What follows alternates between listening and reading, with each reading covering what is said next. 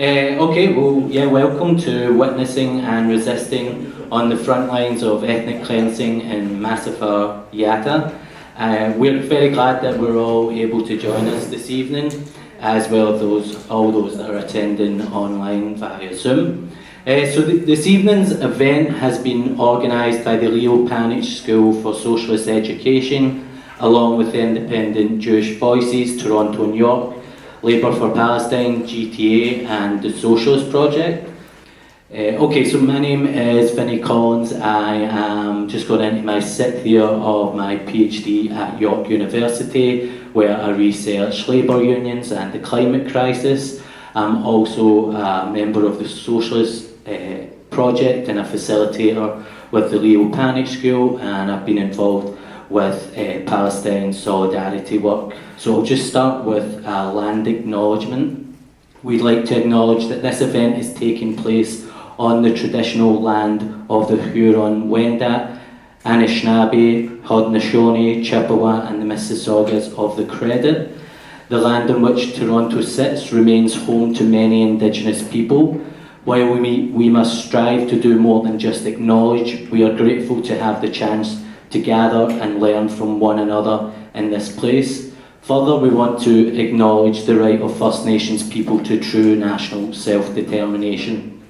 We also believe that it's important to recognise the common struggles experienced by both Indigenous and non-Indigenous working people, as well as the ways in which capitalism relies on prejudice, exploitation and on oppression to keep us divided. We also want to acknowledge the ongoing genocide in Palestine by the Israeli state, and still to this day supported by the Canadian government. We join calls for a two-way arms embargo, end the genocide, free Palestine from the river to the sea, and encourage attendees to heed calls for action from Palestine trade unions and civil society groups. Okay, so tonight's event will feature a report from Anna Lippman about her recent trip to Masafer Yatta in the West Bank, including the worsening situation for Palestinians in the area, and how you can learn more about volunteering for your own protective presence trip to Palestine. We'll also be hearing directly from some of the residents of Masafer Yatta via video message.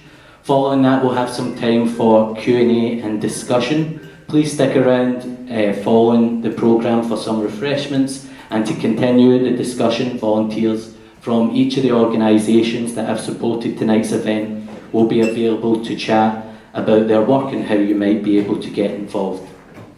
Okay, so just to introduce Anna Lippman is an Ashkenazi Jewish activist, and that was a tough one, sorry about that, in Toronto, who organises with Showing Up for Racial Justice, Independent Jewish Voices and Labour for Palestine. Anna is a PhD candidate where she looks at the relationship between identity, activism and art. Anna's work has been published in Briarpatch, Mondoweiss and several other publications. A round of applause for Anna.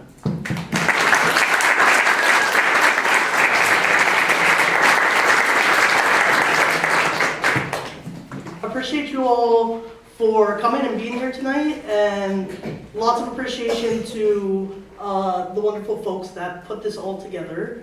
So I'm going to start with two videos from two folks that I had the privilege of spending 3 months in their home village of Susia in Masafer Yatta, and then I'll follow that up with my own little presentation.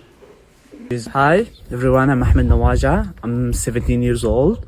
I'm from Susia 1 village in Masafer Yatta. And we are in Susia, we live in the middle.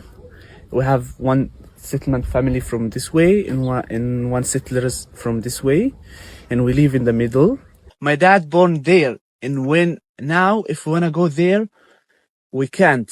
Before October 7, from the settlers, when they settlers, after October 7, this from same settlers, but they soldiers. The government give him the green light, give him the guns, the clothes for soldier, and give him what they want. They broke the cars, they broke the window, they broke the cameras in Susia, and they attacked the people with the rocks. One time they came here in Susia and they opened the door and they came inside and I was sleeping and when I'm wake up, I'm surprised we have an IDF in my home.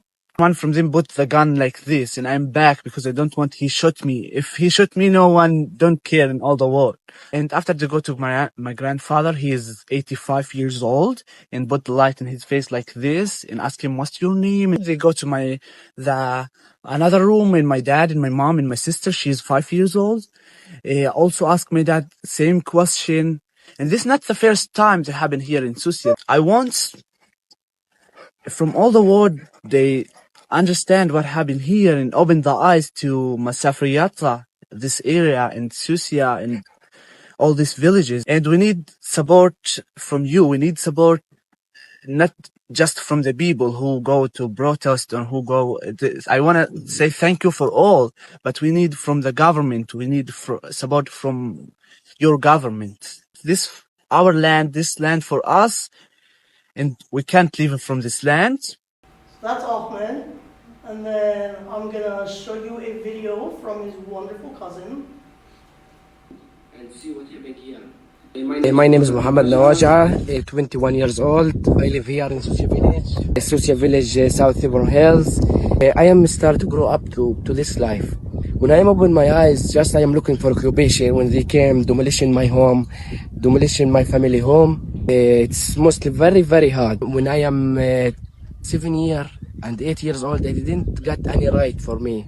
Anyone, any child in another in the world, in America, anyway, they got all of the right for him to play, to go to school, to anything.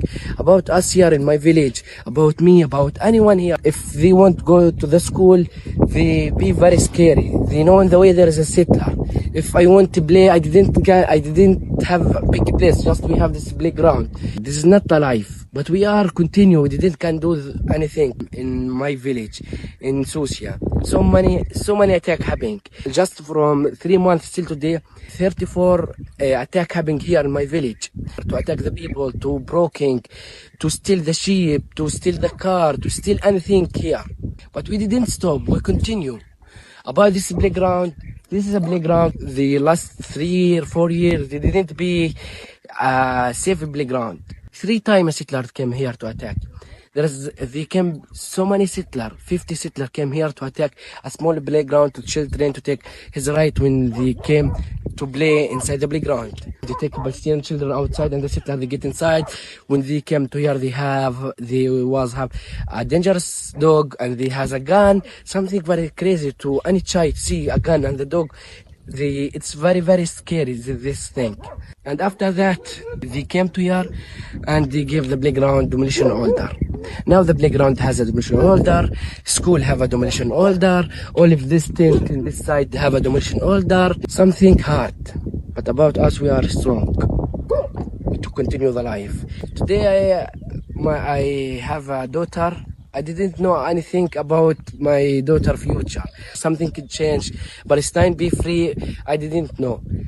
I want from any activist, anyone see this as video, came here to Palestine and see what happened here.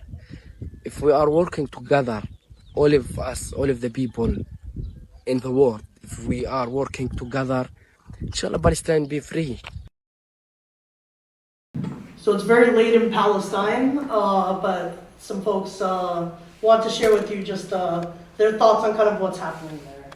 So, again, my name is Anna, and I just got back maybe a month ago from being in Palestine for 3 months in the region called Masafer Yatta. And one of the reasons why I went all the way to Palestine during a very scary time is one, as you can see, there's a direct ask from the people there for international support and solidarity. Not just here, not just around the world, but really there on the ground. Also for me, as a white woman, as a Jewish woman, I have so much privilege, especially within this apartheid Jewish supremacist state. And so when I had this opportunity to materially support, not just with my funds, but also with my body, really standing and,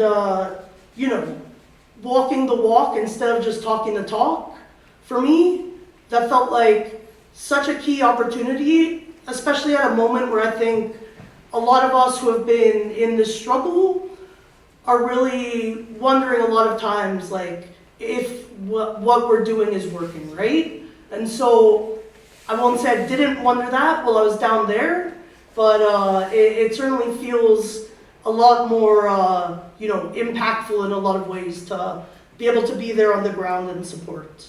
And so one of the things that's so important to know is that the situation on the ground is deteriorating so fast. And one of the great things about going is not just to offer our privilege, our passports, our cameras, but also to really reinvigorate these economies and these villages that have been completely starved out by Israel. So while I was there, I had the privilege of paying rent and staying in the village. I got to take Arabic lessons from some teachers who had been out of work for quite some time. And of course, I got the freshest eggs you've ever tasted from our neighbors. So again, just these really small ways to really revitalize a community that has been through so much, not just, again, through that rent or through, talking about it now, but being there and really saying, like, we around the world see your struggle. One thing that I think is really important to mention about Masafer Yatta is, for myself, and probably many of you, I get to wake up every morning and decide, will I be an activist today, or will I just go back to sleep? And people in Masafer Yatta don't have that choice. People don't choose to become activists. People are forced to become activists. So that is Hamoudi, and that is Ahmed, the two people that we just heard speak. And this is from a protest to keep their land in Susia over a decade ago. So, again, even the smallest children from a very young age learn that they have no other choice but to resist, but to be activists and to fight on their land. What's special, different, precarious about Masafer Yatta, which is also known as the South Hebron Hills? So it's in the tip of the West Bank, kind of right there, and it's in Area C, which means it's fully controlled by Israeli military rule. Except for me when I go there, because of this apartheid thing. But the Palestinians are under Israeli military law. And so not only are there almost no rights for Palestinians there, but there's also huge amounts of settlements that are moving in. And these settlements are surrounding villages and terrorizing them in so many different ways to get them to leave the land. And they're doing it very successfully. Another important thing to keep in mind for Masafer Yatta is, so Masafer Yatta, depends on who you ask, has somewhere between 12 to 24 different villages. Each village is about 150 to like 500 people, most of whom are related in some way. It all goes back to kind of like a few matriarchs of the family, But all of these villages are under a demolition order that was in the Supreme Court of Israel for decades, and then in 2022, the folks at Masafer Yatta lost, and it was decided that everything there has a demolition order on it. So in addition to waking up not knowing if your home is going to be there tomorrow, you also can't build anything. So literally to erect a tent might cause bulk amounts of demolition and arrest, right? So it's a really kind of dire situation, but I also want to note that it's actually very, very representative of what's happening in the Jordan Valley, what's happening in the Nablus region, and what happened in Gaza prior to what we're seeing right now. So, it's all very much connected. And one of the things that I think is most notable about Masafer Yatta and Area C is the way that in the West Bank, movement, access to anything is so incredibly restricted. So settlers will do things like dig giant pits or move boulders or burn or destroy cars, which we'll talk about later, in order to stop Palestinians from being able to access roads, access other villages, access other family members. And in Masafer Yatta particularly, there's an area called Firing Zone 918. This cinder block here, that's how you're supposed to know that you're in a firing zone. And so that means that out of all the land that Israel has taken, they need that specific piece of land to practice their military drills. So not only is there active firing there, but there is very, very tenuous and dire demolitions that are happening in the near future. As well, it's very difficult to obtain a car in the West Bank or Masafer Yatta. If you get a legal car, you have to pay like 4 times the price that it costs in Israel. And at any moment, the police or army could seize it while you're driving. Or, if that doesn't happen, the settlers are going to destroy it. Most people drive what's called a mashtuba, which is like kind of like a junky car, and they mostly just kind of drive it around the back roads. But those, of course, get seized too. So you can see this is actually a giant pile of seized cars that people will actually take at night and fix up and resell, and then it'll come back, and it's a whole cycle. And as you can see, like, it's so beautiful in Masafer Yatta, but at the same time, it's a really hard place to live if you don't have a car, right? One of the reasons why we stayed in the villages is because attacks from the army, from settlers, happen almost all the time. This is kind of just a little bit of sort of what the housing is like there. There is a lot of folks living in tents that are made with really just scrap materials, right? So there's a family that is staring at this advertisement for, I think, makeup every morning when they wake up because there's no other material to build their tent from, and they're banned from even building a washroom. And, we sleep on cots, and it's very cozy. And so this is kind of what it's like. Again, we hang out on the floor in people's homes. They're very modest homes. Me trying to learn Arabic and Hamdan the cat stopping me. Keep Hamdan in mind. But, it's really nice because we get, in the downtime, a lot of opportunity to hang out with the families, to cook together, to play and sing and laugh. It's a really amazing thing, I think, particularly because at the same time as we're doing that, like, we're literally eating bread that's made from flour from the World Food Program and living in houses that Canada and several other governments have had to build, One of the things that's so interesting about Masafer Yatta is it's very, very rural, right? Most people there are farmers, and a few villages are Bedouin.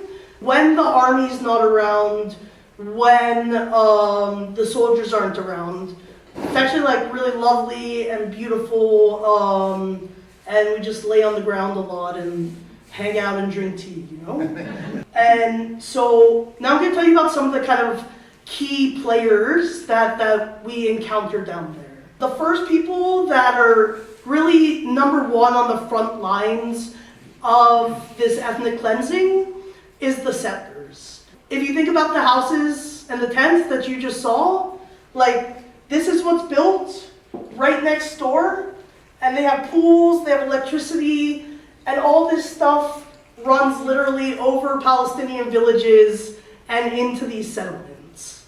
A lot of these settlements, they have a really diverse group of people living there. So a lot of what Israel does is it takes Jews from places like Russia, Ukraine, other places where life is really, really bad, and it tells them that, come, welcome, join us. You can come to a place where everything is built for you. It's the holy promised land. And then these people who don't really know much are often sent to go live in settlements where it's cheaper and the cost of living and the quality of living is lower than in the cities where most wealthy people live, right? There's also this wild phenomenon in the West Bank of what we call hilltop youth. So, of course, like you would imagine, there's a part of the settlers that are very extremist, very right-wing, and though it's not everyone, they're the ones who are most vocal, they're the ones who have the most power, they're the ones who are really driving this movement. And one of the key ways they do that is through teenage boys. These teenage boys are at risk, and they're often found in places like, the streets of Jerusalem or Tel Aviv, or they could be orphans again from places like Ukraine, Lithuania, and they're brought to the West Bank, to these rehabilitation centers that previously were mostly like religious schools, but now have really turned into things like farming outposts, because that's a more strategic way to grab land. So I'm gonna play you some videos and talk over them. One of the major ways that land is taken in the West Bank is through these often less than 18-year-old boys who are brought to the West Bank and then radicalized by these very right-wing rabbis or adult men, and they're sent out into Palestinian land, often with their own flocks, because the purpose of them being there is to reclaim the ancestral Jewish land and the ancestral Jewish, ways of being, like shepherding. They are very much like exploited and really put on the front lines of this fight, and that's done in such a way where, it's the state of Israel and orgs like the JNF and other charities, even here in Canada, that fund these places, but because they're rehab centers, that's seen as fine. And then there's this arm's length sort of relationship between the state and these radical youth. As well, as you can imagine, people who are under 18 get in a lot less trouble when they do things. So when they go on Palestinian land and they actually get in trouble, they just get a slap on the wrist and the adults are like, oh, sorry, they're 15, they didn't know any better, right? And the same when they burn cars or beat people. And that's really what they're being taught to do, is that is in the name of God to beat these people and take this land. And it's, I think for a lot of people when you're there with them, it's really hard to remember that. But there are a lot of Palestinian activists who really understand that, like, these kids are almost just as exploited as they are, right? So to me, it's kind of shocking that we don't talk about that much. The second people who we have to deal with in the field are the soldiers. So the soldiers, sometimes they'll come by themselves. They have posts all around. They drive into the villages anytime they feel like, but oftentimes it's the settlers that will call them after they've come to bug us and then tell the army that we're doing things to them. So when the army comes, so since October 7th, most soldiers have actually gone to Gaza. And so now there's a lot of right-wing settlers who previously were too extreme to be allowed in the army, but now they've been given weapons and golf carts and just permission to do whatever. You know, again, the army controls the area and they have the power to do almost anything they want to Palestinians, right? They can raid an area, they can do a drill, they can arrest someone, and they don't really need to give a reason. Unlike Palestinians, they're not able to arrest Israelis or internationals. They can only detain us. So what they'll do is detain us for up to 3 hours, and this is where they take our passports and they tell us, sit here, don't move, and then they try to convince the police to arrest us, which sometimes works and sometimes doesn't. But it's always unpleasant. It's the main point of the army here. So finally, kind of the other key actors here are the police. So the police are the folks that Palestinians actually call when they're in trouble, not because they do anything that much, but because they stop immediate violence. Settlers will not shoot you or stab you if you're standing in front of the police, which they will if you're standing in front of the army.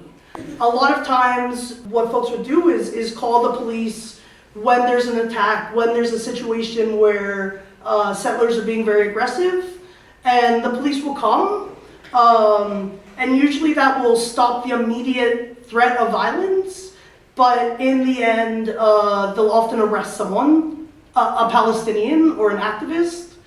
Never, ever, almost, will they arrest the person that actually did something. And so, you know, it's hard to watch these interactions because Palestinians are just so frustrated with the police asking them, begging them to do stuff, and they almost always refuse. The police are also the people that have the power to arrest us. These are two guys who came up to me and another activist. They're just guys with sweatshirts and guns. And they asked for our passports, and they had a big gun, so I handed over my passport, and they wouldn't tell me who they were. I couldn't tell if they were settlers, soldiers, what have you, until a little bit after they arrested me. For what, I still could not tell you. You don't really need a reason, right? And then they arrested my friend for taking this video. So if you're wondering what led to this arrest, let me tell you, we called them because a car started burning from an arson at 4:30 in the morning. So we called them at 4:30 in the morning because how are you going to put that out in a place where there's no water, right?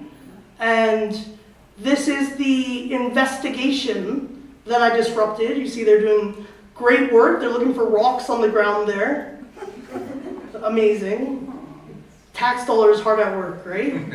And so these are really the three kind of key players that we deal with on a daily basis. And they really are these three different legs of a system that works together really well to undertake this occupation and get people out of their land.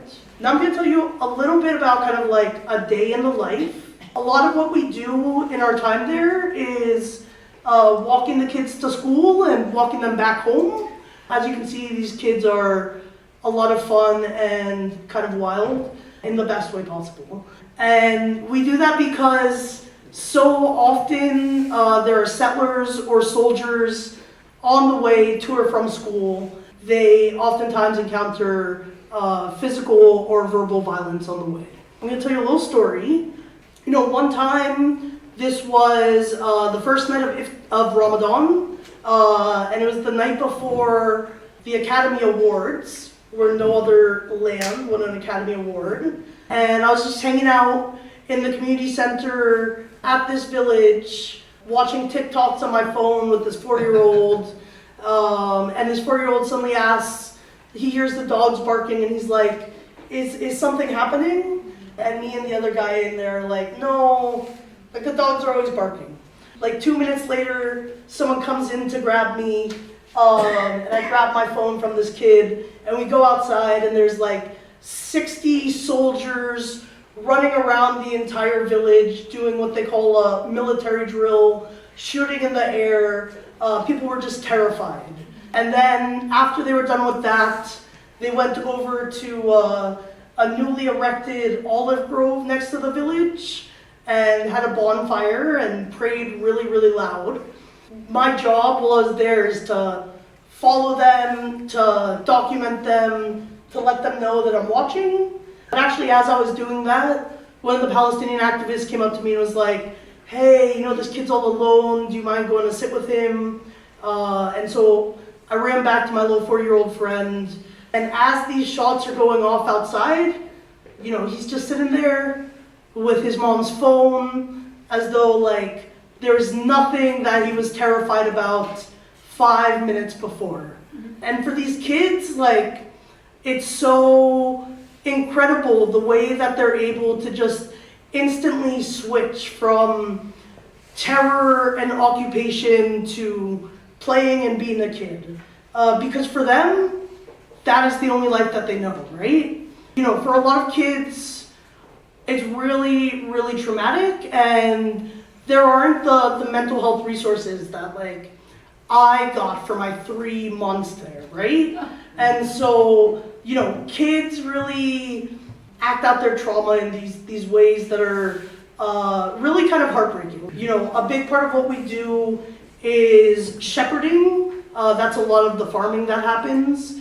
It's a key part in the economy down there. From the sheep, you get the milk, which makes the cheese, which makes the yogurt. The goats also make other goats. It's amazing. So, you know, it's really like this key to living off the land and subsistence. And, you know, on a nice day, it is this beautiful, like, quiet, contemplative activity. Here I did a little photo shoot, you know. Unfortunately, most of the time it's not like that because of the settlers. So this is one of the settlers. Again, they love to take their sheep out. They love to graze on Palestinian land. It keeps the Palestinians away, but also if they're able to mix their sheep, then they're able to steal Palestinian sheep too. And so, you know, it's really frustrating. And if these settlers call the army, then 50% of the time, your shepherding journey is gonna end up in an arrest, right? And so, you know, the settlers and the soldiers that you're seeing here, people in Masafer Yatta, they know every single one of them by name. And it's, you know, not that we haven't identified them, it's not that people don't know this is happening, it's that you can do whatever you want in a Jewish supremacist land if you're Jewish. And this is Ahmed from Gawawis getting arrested less than 500 meters from his home after he went out shepherding with his mom, who is heartbroken to have him taken from her, right? Because they're big communities, and when one person gets arrested, when one person gets hurt, it impacts everyone, right? And so, I'll just show a little bit. So, one of the times while I was there, I was in an attack, became very famous, Hamdan, the director of No Other Land, was attacked.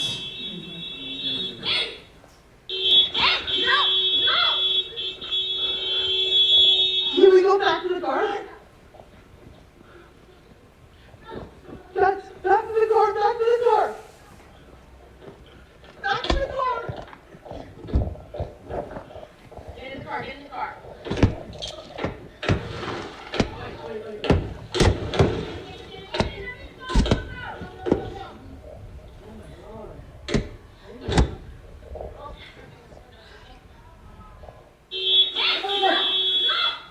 Oh, okay.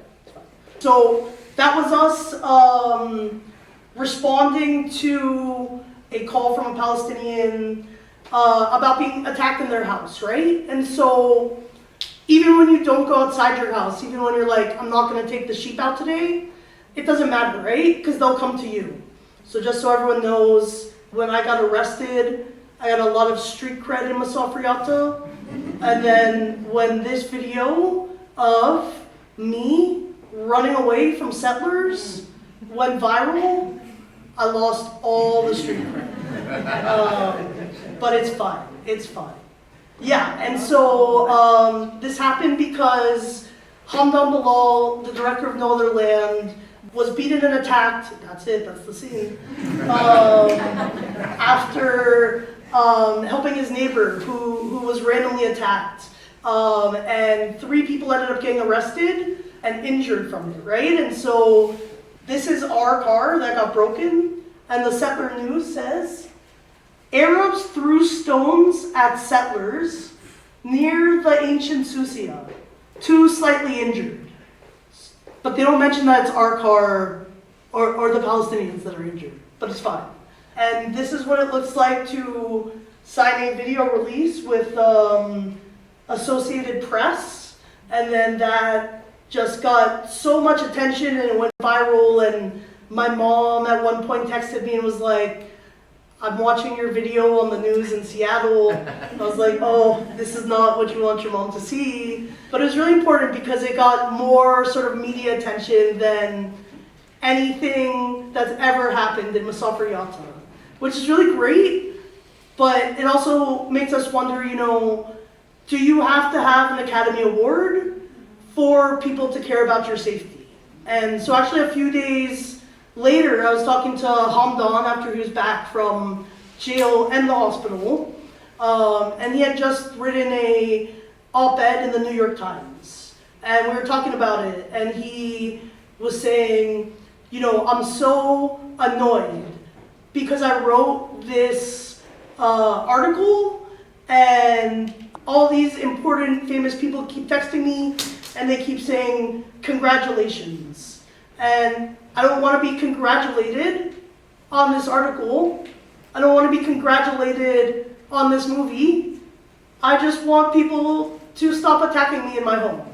You know, I think it's really hard to balance what it means to have an award-winning film and then still demolitions are happening, right? And so, I'm getting up on my time here. This is not a demolition because it's terrible and I don't want to show you a real demolition.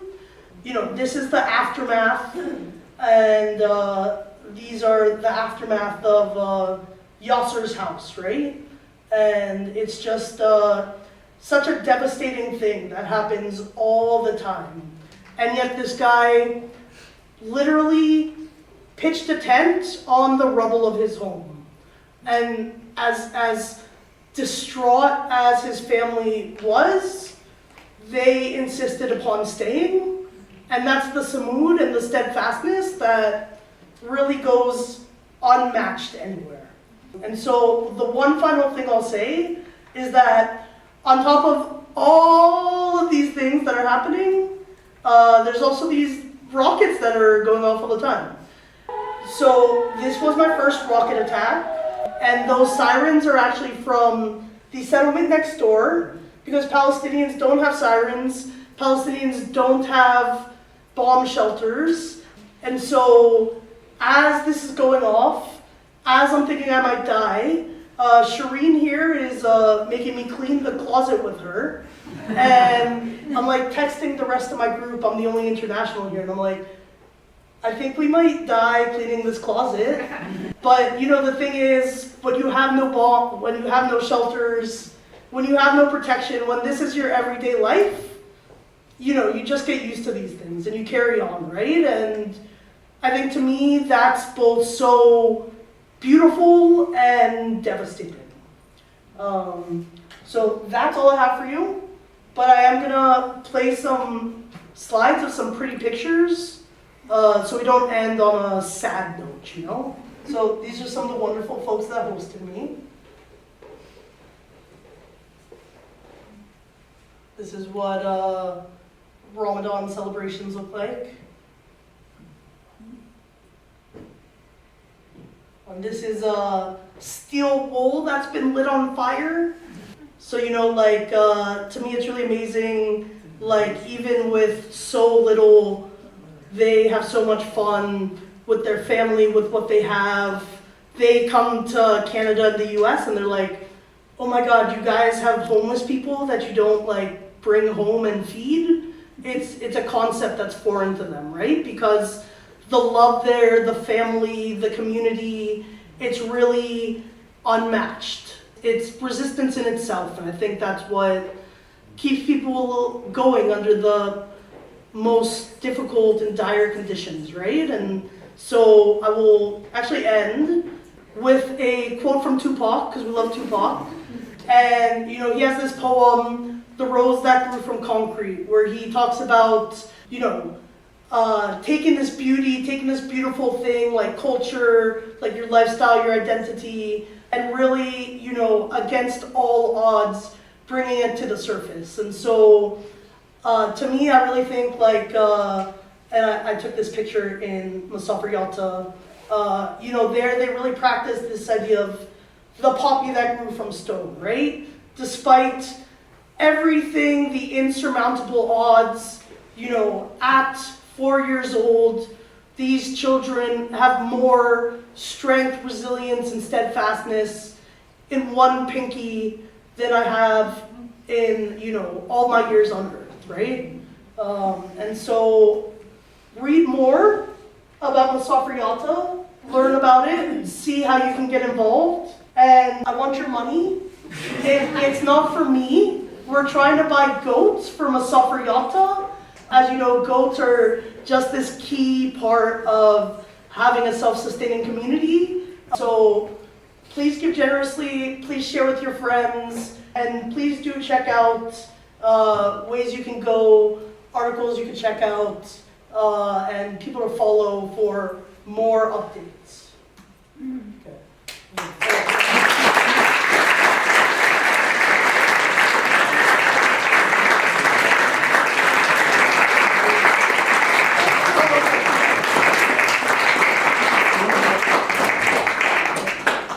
Great, thanks so much, Anna, that was excellent. So now we'll just open it up to a Q&A.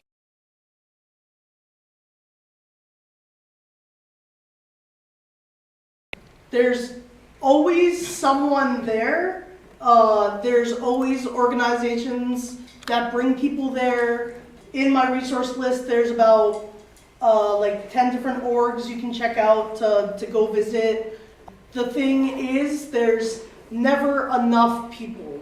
For Masafer Yatta alone, we probably need like 50 people a night, right?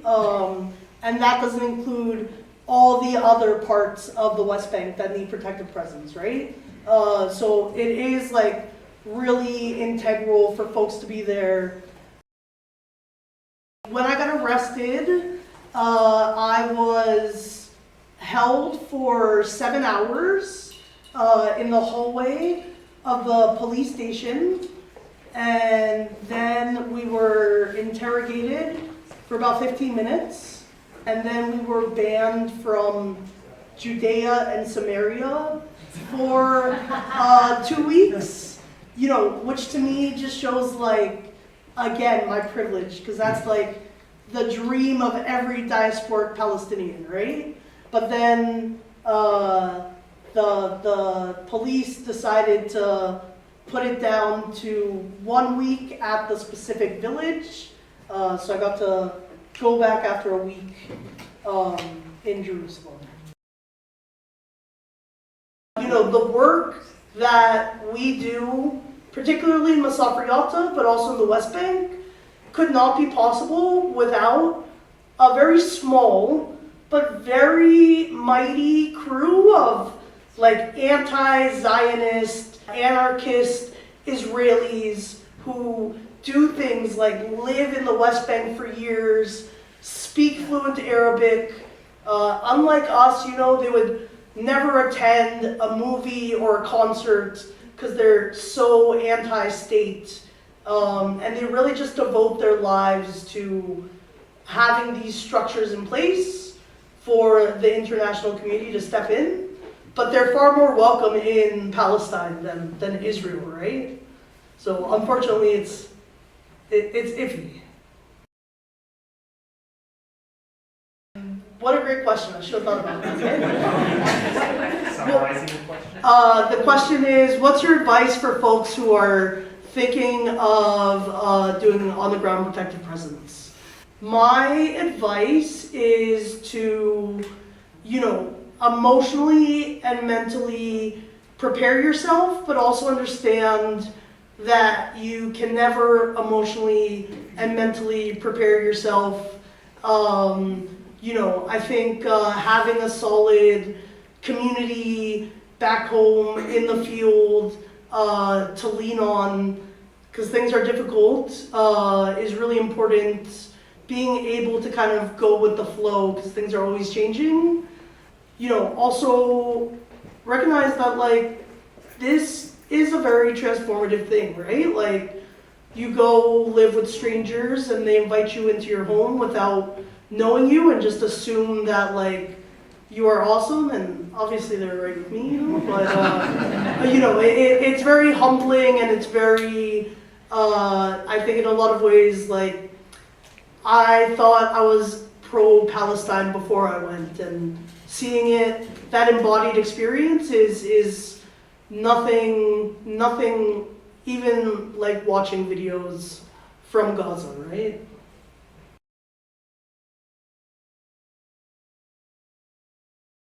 For the past several decades, there's been no build orders on all of Masafer Yatta, but people live there and they need toilets and homes for their grandchildren, right? So they're still building, and they're very, very clever about it, right? Like a lot of times people will put up a tent and start building under it. If you check out VHL's great doc on my resource list, you'll see like they build things in caves, like washrooms, so people don't catch on.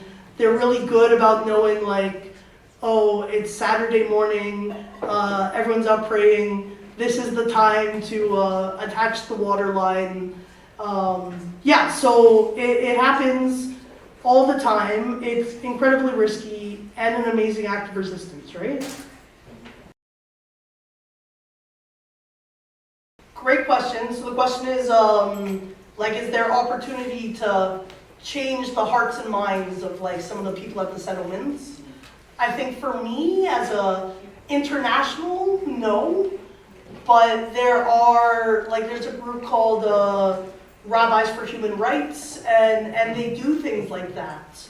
And there's a lot of other groups that do things like that under sometimes the guise of like learning Arabic, sometimes the guise of like peaceful conversations, but always with kind of this critical eye to helping folks understand. And sometimes it works and sometimes it doesn't. And then I think there's also a weird dynamic where like people from a settlement will come volunteer at a village and then go back to live on their settlement, and I don't know, you know, it's complex.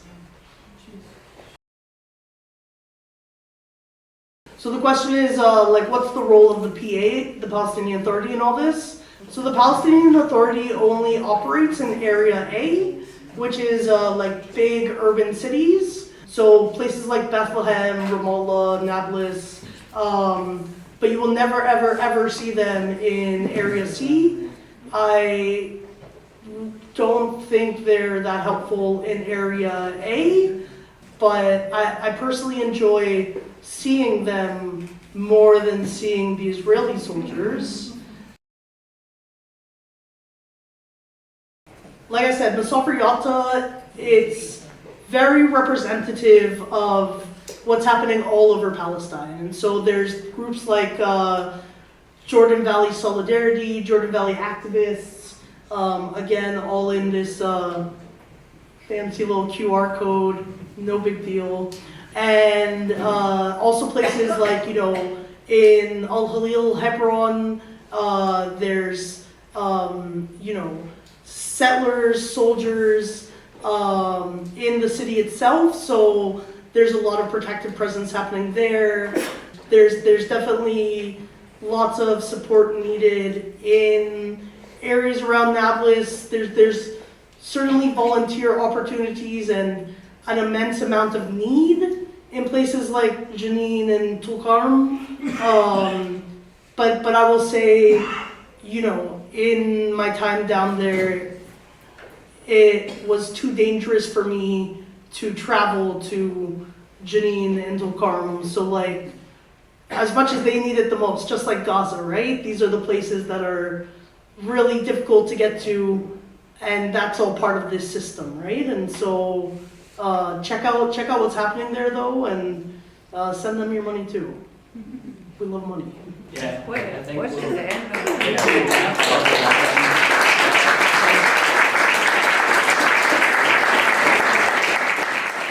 But yeah, thanks again.